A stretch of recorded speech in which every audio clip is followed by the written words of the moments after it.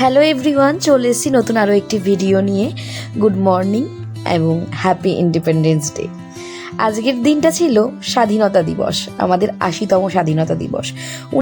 এই ৮০তম স্বাধীনতা দিবসের সকালটা ছিল একদম পরিষ্কার, আকাশে ছিল আলো ঝলমলে রোদ।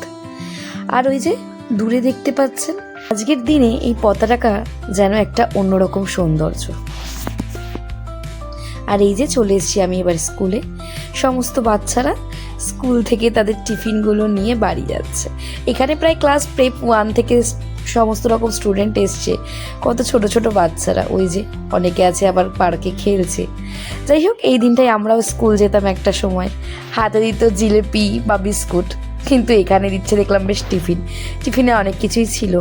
যাই হোক, আজকের দিনটা এই ছোট ছোট বাচ্চারা আসলো এবং আশা করি তাদের খুব ভালো লেগেছিল।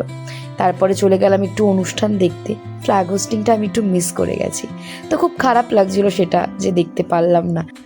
আজকের দিনটা আমরাও বেশ স্কুলে পড়তে অন্যরকম কাটাতাম, তাই আজকে স্কুলে এসে এই নৃত্য পরিবেশন বা ফ্ল্যাগ হোস্টিং বা আর অন্যান্য বাচ্চাদের আসা দেখে খুব ভালো লাগছে আর মনে পড়ছে আমাদের দিনগুলো।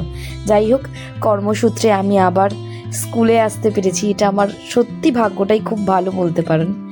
ছোটবেলায় স্কুলে গেলেই আজকের দিনে পেতাম জিলেপি বা বিস্কুট, আর অফিসে এসে পেলাম, দেখতেই পাচ্ছেন আপনারা, মিষ্টির প্যাকেটে প্রভুজির এই যে ভাজাটা, ফ্রুটি, কেক আর 2 রকমের মিষ্টি।